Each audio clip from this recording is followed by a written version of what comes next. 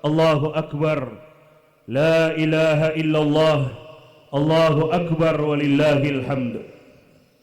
Innal hamdalillah nahmaduhu wa nasta'inuhu wa nastaghfiruh wa na'udzu billahi min shururi anfusina wa sayyiati a'malina.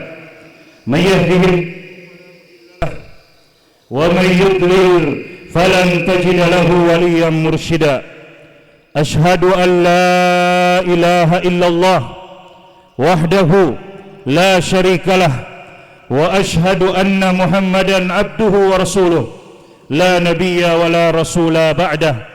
Allahumma salli ala nabiyyina Muhammad wa ala alihi wa ashabihi wa man tabi'ahum bi ihsanin ila yaumiddin. Ya ayyuhalladzina amanu taqullaha haqqa tuqatih wa la tamutunna illa wa antum muslimun. Ya ayyuhan nas ittaqu rabbakum alladhi khalaqakum min nafsin wahidah wa khalaqa minha zawjaha wa batha minhuma rijalan katsiran wa nisaa'a wattaqullaha alladhi tasaaluna bihi wal arham innallaha kana 'alaykum raqiba. يا أيها الذين آمنوا اتقوا الله وقولوا قولا سديدا يصلح لكم أعمالكم ويغفر لكم ذنوبكم ومن يطع الله ورسوله فقد فاز فوزا عظيما. أما بعد, kaum muslimin yang dimuliakan Allah Subhanahu wa taala, hari ini adalah hari yang agung, hari ketika takbir bergema dari masjid ke masjid, dari rumah ke rumah, dari lisan orang-orang yang beriman. Hari ketika dada yang sempit dilapangkan oleh harapan. Hari ketika hati yang lelah disentuh kembali oleh rahmat Allah. Hari ketika kaum muslimin saling memaafkan, saling mendoakan dan saling menguatkan. Hari ini adalah hari kemenangan. Kemenangan bagi jiwa yang telah ditempa oleh Ramadan. Kemenangan bagi hati yang sempat menangis di sepertiga malam. Kemenangan bagi lisan yang senantiasa basah oleh istighfar. Kemenangan bagi tangan yang menahan diri dari yang haram dan kaki yang belajar berjalan menuju kepada ridho Allah Subhanahu wa taala. Di hari yang penuh takbir ini, kita perlu bertanya kepada diri kita dengan jujur, apakah Ramadan benar-benar telah menjadikan kita lebih dekat kepada Allah Subhanahu wa taala? Dan apakah puasa telah menjadikan, atau apakah puasa hanya menjadikan kita sebagai orang yang menahan lapar dan dahaga saja? Ataukah Ramadan benar-benar telah melembutkan hati yang keras, menundukkan jiwa kita yang angkuh dan membangunkan nurani kita yang telah lama tertidur? Sebab Idul Fitri bukan sekadar pergantian suasana, bukan sekadar pakaian baru, bukan sekadar makanan yang tersaji, bukan sekadar rumah yang ramai oleh keluarga. Idul Fitri adalah hari kemenangan, hari ketika kita semestinya pulang kepada Allah dengan jiwa yang lebih bersih, dengan hati yang lebih takut kepadanya, dan dengan tekad yang lebih jujur untuk hidup di jalannya. Akan tetapi ma'asyiral muslimin, kita keluar dari Ramadan bukan menuju dunia yang tenang, dunia yang di satu sudut dipenuhi dengan konflik, di sudut lain dipenuhi dengan kelaparan, di tempat lain dipenuhi dengan kekacauan moral, dan di banyak rumah dipenuhi dengan kecemasan yang diam-diam dipikul sendiri. Oleh karena itu, Allah Subhanahu wa taala mengajarkan kepada kita bahwa di tengah krisis global, seorang mukmin harus memiliki perisai, dan perisai itu bukan hanya sekadar opini manusia, bukan arus zaman, bukan sorak-sorai dunia. Allah Subhanahu wa taala berfirman, ya ayyuhalladzina amanu taqullaha haqqa tuqatih. Wahai orang-orang yang beriman, bertakwalah kalian kepada Allah dengan sebenar-benarnya takwa kepadanya. Wala tamutunna illa wa antum muslimun. Dan janganlah kalian mati kecuali benar-benar dalam keadaan sebagai seorang muslim. Ayat ini mengajarkan kepada kita bahwa takwa bukan ibadah musiman, bukan semangat sesaat yang hanya hidup di bulan Ramadan, melainkan arah hidup seorang mukmin sepanjang usia. Ramadan telah melatih kita untuk menahan lapar dan dahaga, akan tetapi tujuan akhirnya adalah membangun hati yang kuat menghadapi dunia. Dan dunia yang kita hadapi hari ini bukanlah dunia yang tenang, ia adalah dunia yang gelisah, dunia yang gaduh, dunia yang penuh tantangan dan rintangan. Allahu Akbar, Allahu Akbar, Allahu Akbar walillahil hamd. Ma'asyiral muslimin rahimakumullah. Jika kita membuka mata terhadap kondisi dunia hari ini, kita akan menyaksikan bagaimana bumi ini dipenuhi dengan ketegangan. Konflik antar kekuatan besar semakin memanas, geopolitik dunia semakin keras, dan di tengah pusaran kepentingan itu, yang paling sering menjadi korban bukanlah mereka yang kuat, akan tetapi mereka yang lemah, yang tak punya perlindungan, dan yang tak punya tempat untuk bersuara.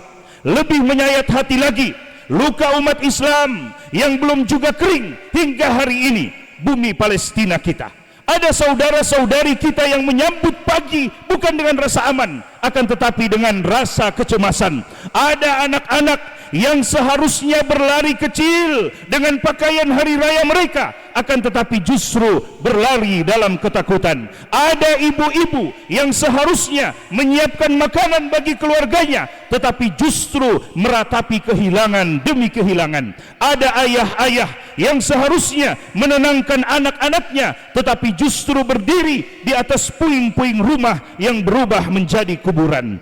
Kelaparan dan kehausan menjadi pakaian mereka saat ini. Dan jika mereka tidak meninggal karena kejahatan Israel dan sekutunya, maka sesungguhnya mereka akan meninggal karena kelaparan dan kehausan. Hari ini, ketika sebahagian kita memeluk ayah, ibu, istri, suami, dan anak-anak kita dengan air mata bahagia, di tempat lain ada saudara-saudara kita yang bahkan tidak lagi memiliki siapa-siapapun yang bisa dipeluknya. Idul Fitri kita ditemani takbir dan keceriaan, akan tetapi Idul Fitri mereka ditemani dentuman bom dan suara duka. Maka sudah sepantasnya kita merasakan kesedihan dan derita mereka. Ma'asyiral muslimin rahimakumullah. Terhadap krisis ini, Islam mengajarkan kita dua sikap. Pertama, solidaritas iman, dan yang kedua, kebangkitan ilmu dan dakwah. Allah Subhanahu wa taala mengingatkan kita bahwa umat ini bukan sekadar kumpulan individu, akan tetapi dia adalah satu tubuh yang seharusnya saling merasakan derita masing-masing. Allah Subhanahu wa taala mengingatkan kita tentang kewajiban solidaritas umat. Kata Allah Subhanahu wa taala, "Wa inistansurukum fid din fa alaikumun nasr." Dan jika mereka, orang-orang yang beriman, meminta pertolongan kepada kalian dalam urusan agama mereka, maka wajib atas kalian memberikan pertolongan. Nabi Muhammad SAW bersabda, "Mathalul mu'minin fi tawaddihim."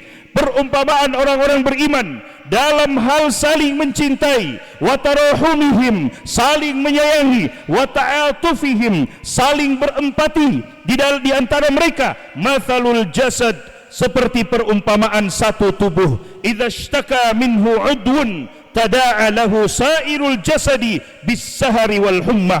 Jika ada satu tubuh merasakan sakit, maka seluruh tubuh akan ikut merasakan penderitaan itu dengan tidak bisa tidur dan dengan merasakan demam. Oleh karena itu, Idul Fitri tidak boleh membuat kita larut hanya dalam kegembiraan pribadi. Ia harus membangunkan kesadaran kita bahwa umat ini sedang terluka, bahwa saudara kita sedang menangis, bahwa sebahagian kaum muslimin sedang memikul kesedihan yang bahkan sulit untuk kita bayangkan. Akan tetapi wahai kaum muslimin, luka umat tidak akan sembuh hanya dengan tangisan. Umat ini harus dibangkitkan dengan iman yang tulus, ilmu yang benar, persatuan yang kuat, dan dakwah yang kokoh, agar umat ini tidak terus-menerus menjadi penonton di tengah penderitaan saudaranya. Allahu Akbar, Allahu Akbar, Allahu Akbar walillahil hamd. Kaum muslimin rahimakumullah. Jika krisis dunia mengguncang dari luar, maka dampaknya masuk sampai ke rumah-rumah kita. Betapa banyak keluarga yang hari ini tampak baik-baik saja dari luar, padahal diam-diam sedang menahan beratnya hidup. Betapa banyak ayah yang tersenyum di hadapan anak-anaknya, akan tetapi di dalam dadanya tersimpan kecemasan tentang kebutuhan yang harus dipenuhi. Betapa banyak ibu yang menyembunyikan air mata agar anak-anaknya tidak ikut merasa takut. Betapa banyak rumah tangga yang bukan kehilangan cinta, tetapi sedang diuji oleh sempitnya penghidupan. Biaya hidup meningkat, tekanan ekonomi menumpuk, ketegangan rumah tangga pun ikut diguncang. Namun Allah Subhanahu wa ta'ala, Rabb kita yang maha lembut, tidak meninggalkan hambanya berjalan tanpa cahaya. Dalam menghadapi krisis ini, Islam tidak mengajarkan putus asa. Islam mengajarkan takwa, ikhtiar dan ibadah. Allah Subhanahu wa ta'ala berfirman, "Wa may yattaqillaha yaj'al lahu makhraja wa yarzuqhu min haitsu la yahtasib." Siapa yang bertakwa kepada Allah, niscaya dia akan memberikannya jalan keluar dan memberikan rezeki dari arah yang tidak disangka-sangka. Ayat ini bukan hanya kabar penyejuk hati, tetapi dia adalah hukum kehidupan. Takwa melahirkan kejujuran, dan kejujuran melahirkan kepercayaan, dan kepercayaan melahirkan keberkahan. Keberkahan itulah yang seringkali lebih kita butuhkan daripada sekadar banyaknya angka. Karena itu, Islam tidak hanya mengajarkan ritual dan sabar, akan tetapi juga untuk bekerja, berikhtiar, mengelola nikmat, memanfaatkan sumber daya, dan menunaikan amanah dengan sungguh-sungguh. Rasulullah sallallahu alaihi wasallam bersabda, "Innallaha yuhibbu idza amila ahadukum amalan an yutqinahu." Sesungguhnya Allah mencintai apabila seseorang melakukan satu pekerjaan, ia melakukannya dengan profesional dan dengan sempurna. Maka umat Islam tidak boleh menyerah pada kelemahan. Umat Islam tidak boleh membiarkan potensi mereka terbengkalai. Rezeki yang harus diupayakan dengan halal, sumber daya harus dikelola dengan amanah, dan kemampuan harus dimaksimalkan dengan ikhtiar. Karena umat yang kuat secara ekonomi lebih mampu menjaga kehormatannya, lebih mampu menolong sesamanya, dan lebih mampu berdiri tegak di hadapan zamannya. Allahu Akbar, Allahu Akbar, Allahu Akbar, walillahil hamd. Kaum muslimin rahimakumullah, jika tekanan ekonomi menguji keluarga dari sisi lahiriah, maka krisis moral menguji keluarga dari sisi fitrah dan akhlak. Hari ini dunia menghadapi kerusakan moral yang tidak kecil. Hal-hal yang dahulu dianggap menyimpang, hari ini dipromosikan sebagai satu hak. Perilaku yang dahulu dipandang merusak fitrah, hari ini dibungkus dengan bahasa kebebasan dan normalisasi. Salah satu diantaranya adalah penyimpangan seksual yang dipromosikan secara terbuka. Islam memandang persoalan ini bukan semata sebagai isu sosial, akan tetapi sebagai persoalan fitrah manusia dan kelangsungan peradaban. Allah Subhanahu wa ta'ala mengingatkan kita melalui kisah kaum Nabi Lut alaihi salam. Wa Lutan idh qala liqaumihi atatuna al-fahishata ma sabaqakum biha min ahadin minal alamin. Dan ingatlah ketika Lut berkata kepada kaumnya, "Mengapa kalian melakukan perbuatan keji yang belum pernah dilakukan oleh seorang pun di dunia ini sebelum kalian? Innakum lata'tuna ar-rijala syahwatan min dunin nisa." Sesungguhnya kalian mendatangi laki-laki untuk memenuhi syahwat kalian, bukan kepada perempuan. Bal antum qaumun musrifun. Kalian adalah kaum yang telah melampaui batas. Ayat ini menegaskan bahwa penyimpangan seksual bukan hanya pelanggaran moral, akan tetapi pelanggaran terhadap fitrah yang Allah Subhanahu wa ta'ala tetapkan. Padahal Islam menjaga kehidupan melalui keluarga yang sah, melalui ikatan antara laki-laki dan perempuan, melalui rumah tangga yang darinya lahir generasi dan tumbuh peradaban. Oleh karena itu, ketika fitrah keluarga dirusak, maka yang terancam bukan hanya moral individu, akan tetapi masa depan masyarakat dan dunia. Namun Islam tidak mengajarkan kebencian terhadap manusia. Islam mengajarkan kasih sayang, dakwah dan penyelamatan. Tetapi pada saat yang sama, Islam tetap tegas menjaga batas-batasan kebenaran. Kita tidak boleh membenci manusia, akan tetapi kita juga tidak boleh membenarkan penyimpangan tersebut.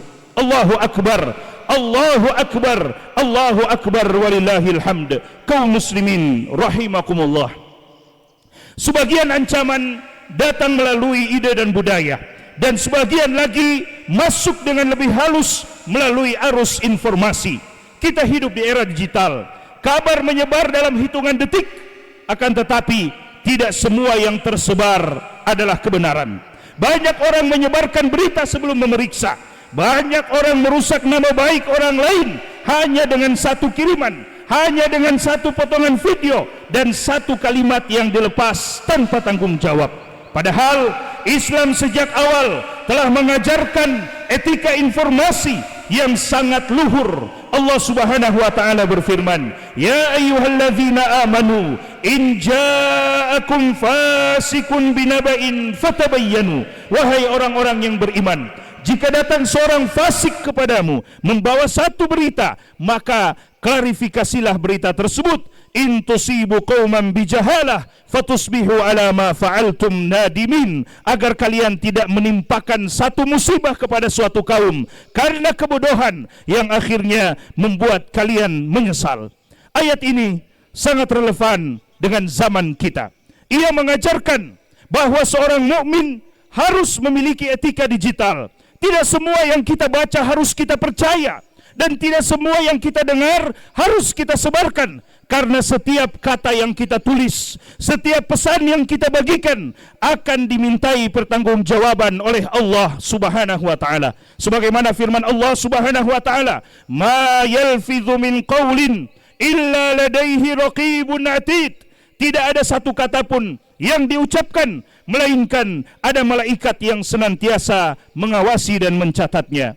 Maka menjadi muslim di era digital berarti menjadi penjaga kebenaran dan penjaga adab, bukan penyebar hoaks, bukan penabur fitnah, dan bukan pemburu sensasi di atas kehormatan orang lain.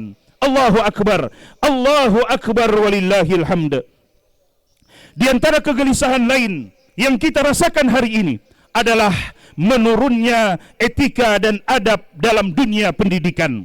Ilmu berkembang, teknologi melesat, lembaga pendidikan bertambah, tetapi seringkali yang justru menipis adalah adab, hormat kepada guru, ketawaduan dalam belajar, kejujuran dalam menuntut ilmu, dan kesadaran bahwa ilmu seharusnya menuntun manusia kepada Allah. Semuanya hampir hilang di zaman ini. Abdullah ibn Mubarak rahimahullahu ta'ala berkata, "Nahnu ila qalilin minal adab ahwaju minna ila kathirin minal ilm." Kami lebih membutuhkan sedikit adab daripada banyaknya ilmu tanpa adab. Ucapan ini bukan merendahkan ilmu, akan tetapi menjelaskan bahwa ilmu tanpa adab dapat berubah menjadi sumber kerusakan. Ilmu seharusnya melahirkan ketawaduan. Ilmu seharusnya menuntun seseorang semakin mengenal batas dirinya di hadapan Allah.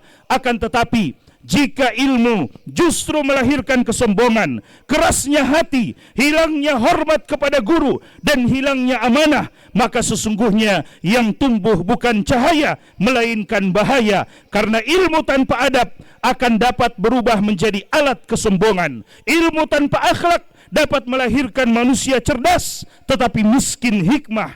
Ilmu adalah cahaya, dan cahaya tidak akan menetap di hati yang penuh dengan kesombongan. Allah Subhanahu wa taala berfirman, "Sa'asrifu an ayati alladzina yatakabbaruna fil ardi bighairil haqq." Aku akan memalingkan orang-orang yang menyombongkan diri di bumi ini tanpa alasan yang benar dari tanda-tanda kekuasaanku, kata Allah Subhanahu wa taala. Maka pendidikan Islam yang kita cita-citakan bukan hanya melahirkan manusia yang pandai berbicara, akan tetapi manusia yang harus jujur, tawadu, amanah, dan tahu kemana ilmunya harus diarahkan. Allahu Akbar, Allahu Akbar, Allahu Akbar walillahil hamd. Kaum muslimin rahimakumullah. Ketika dunia dipenuhi krisis moral, krisis informasi, dan krisis nilai, maka seharusnya dakwah Islam harus semakin kuat. Akan tetapi yang sering terjadi justru sebaliknya. Banyak orang merasa bahwa dakwah hanyalah tugas para ustadz, tugas para khatib, tugas para ulama. Padahal dakwah ini adalah nafas umat ini. Dakwah adalah cara Dakwah adalah cara umat ini untuk menjaga dirinya dari keruntuhan. Allah Subhanahu wa taala berfirman, "Wal takum minkum ummatun yad'una ilal khair wa ya'muruna bil ma'ruf wa yanhauna 'anil munkar wa ulaika humul muflihun." Hendaklah ada di antara kalian suatu kelompok yang menyeru kepada kebaikan, menyuruh kepada yang ma'ruf, mencegah dari yang mungkar, dan merekalah orang-orang yang beruntung. Oleh karena itu, dakwah tidak boleh berhenti. Dakwah harus hadir di rumah, di sekolah, di kampus, di masjid, di ruang digital, dan di seluruh lorong kehidupan. Sebab bila suara kebenaran melemah, maka kebatilan akan berbicara lebih keras. Ma'asyiral muslimin rahimakumullah. Hari ini kita merayakan Idul Fitri, tetapi hakikat Idul Fitri bukan sekadar kegembiraan lahiriah. Ia harus menjadi titik awal kebangkitan umat, kebangkitan dengan iman yang lebih kuat, ilmu yang lebih benar, adab yang lebih mulia, dan dakwah yang lebih hidup. Semoga Allah Subhanahu wa taala menjadikan kita termasuk orang-orang yang menjaga agamanya dan menyebarkan kebaikan di muka bumi Allah Subhanahu wa taala. Allahu akbar. Allahu akbar. Allahu akbar walillahil hamd. Kaum muslimin yang berbahagia, pada hari yang mulia ini, setelah sebulan hati kita dibasuh oleh Ramadan, jangan biarkan cahaya itu padam begitu saja. Jangan biarkan tangis di malam Ramadan berlalu tanpa bekas. Jangan biarkan takbir hari ini hanya bergema di lisan, tetapi tidak berubah menjadi kekuatan di dalam dada. Kita telah melihat bagaimana dunia sedang diliputi kegelisahan dan krisis. Konflik global, luka Palestina, tekanan ekonomi, krisis moral, kekacauan informasi, merosotnya adab, dan melemahnya dakwah.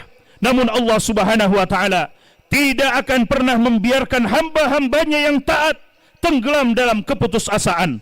Allah tidak hanya menurunkan peringatan, akan tetapi juga menunjukkan jalan keselamatan berupa perisai umat di tengah krisis global. Perisai yang pertama, menghidupkan kembali tradisi ilmu dengan bimbingan para ulama Rabbani. Ilmu yang benar adalah cahaya yang membimbing umat keluar dari kebingungan di zaman ini. Karena itu, semangat menghadiri dan menghidupkan majelis ilmu harus kembali tumbuh di masjid, di rumah, dan di setiap ruang kehidupan kita. Namun ilmu yang dicari bukan sekadar informasi yang tercecer, melainkan pemahaman Al-Quran dan Sunnah melalui bimbingan para ulama Rabbani yang memiliki kapasitas keilmuan yang kokoh dan amanah dalam membimbing umat. Dengan tradisi ilmu yang hidup dan rujukan yang benar, umat tidak mudah terombang-ambing oleh opini, tidak mudah terseret oleh arus pemikiran yang menyesatkan, dan tidak kehilangan arah dalam menjalani kehidupan. Sebab kebangkitan umat selalu berawal dari ilmu yang lurus, dipelajari dengan adab, dan diamalkan dengan keikhlasan. Perisai yang kedua adalah ibadah yang hidup, khususnya di tengah masa kelalaian manusia. Sebab di zaman yang serba sibuk ini, manusia mudah larut dalam urusan dunia hingga melupakan hubungan yang paling mendasar dengan Tuhannya dunia. Ketika hati dipenuhi kegaduhan kehidupan, maka ibadah menjadi tempat kembali yang menenangkan jiwa dan menguatkan langkah. Ibadah bukan hanya kewajiban ritual, akan tetapi dia adalah sumber keteguhan batin, penyejuk kegelisahan, dan benteng iman yang kuat di arus fitnah zaman ini. Perisai ketiga adalah menjaga lisan dan etika informasi. Sebab banyak fitnah di zaman ini tidak lahir dari senjata, akan tetapi dari kata-kata, berita, tulisan, dan prasangka yang disebarkan tanpa tabayun. Ketika lisan dijaga, tulisan dikendalikan, dan informasi disaring dengan amanah, maka banyak perpecahan bisa dicegah, banyak kehormatan bisa diselamatkan, dan persaudaraan umat akan tetap terpelihara.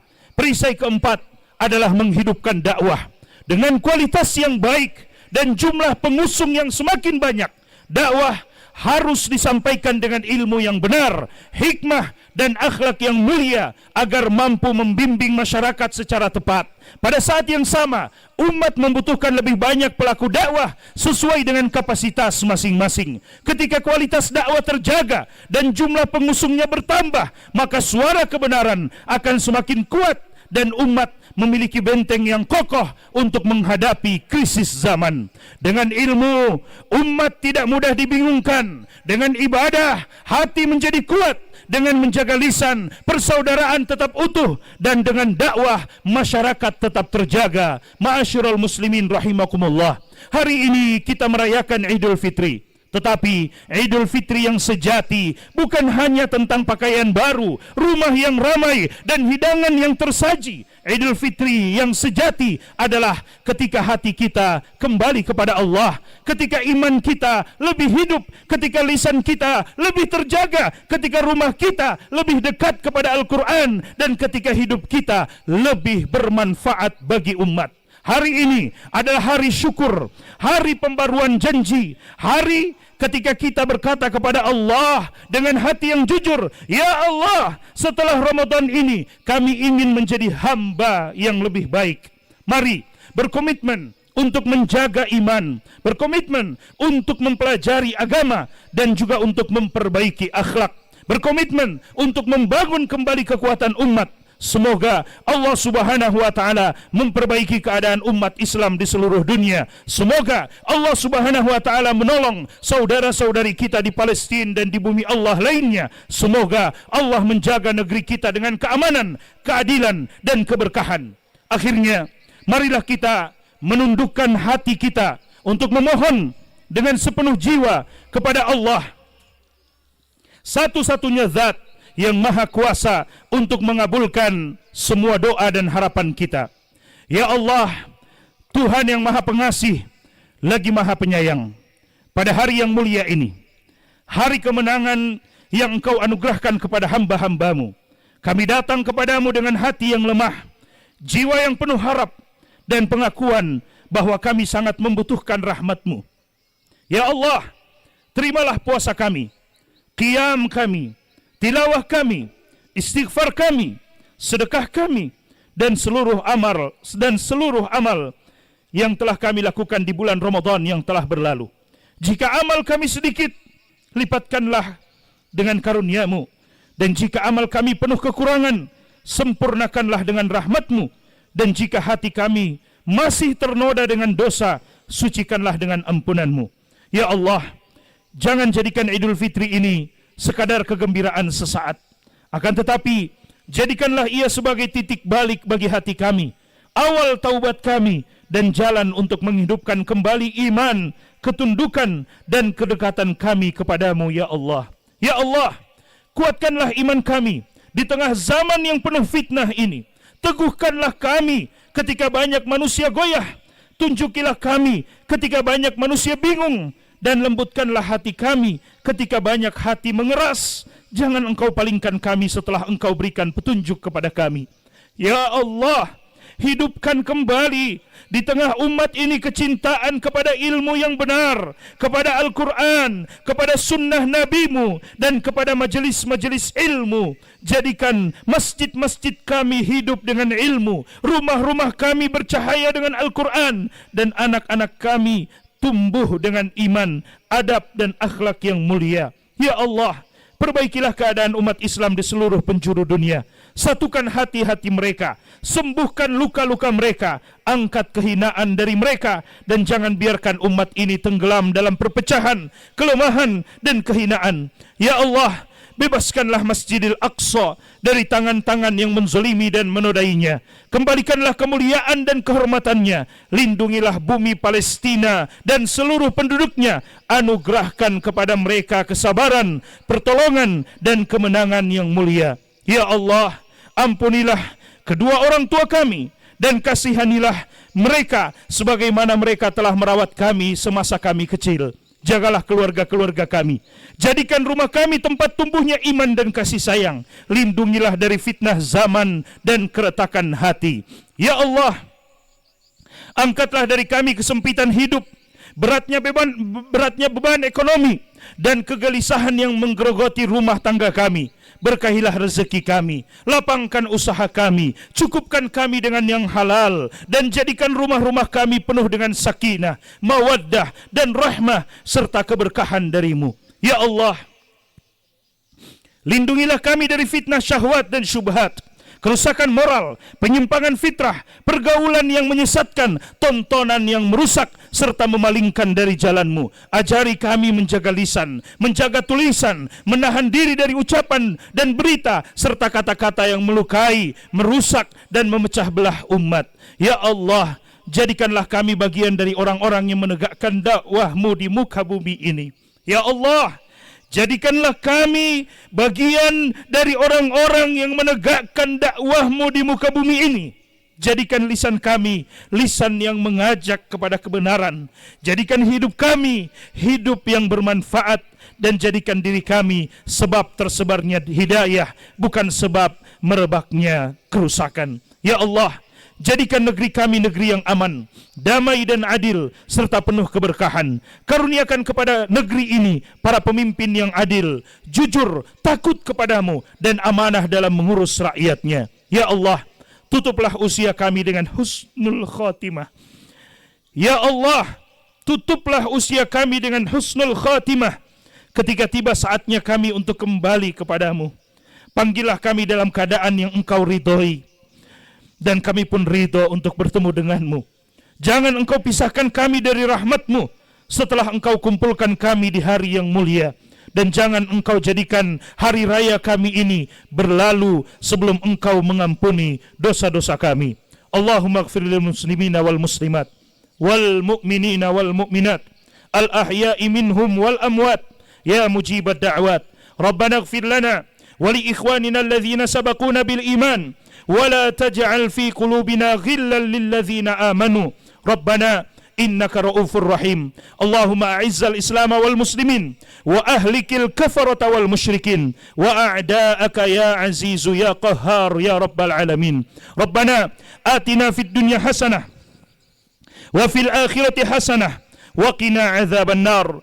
سبحان ربك رب العزة عما يصفون وسلام على المرسلين والحمد لله رب العالمين.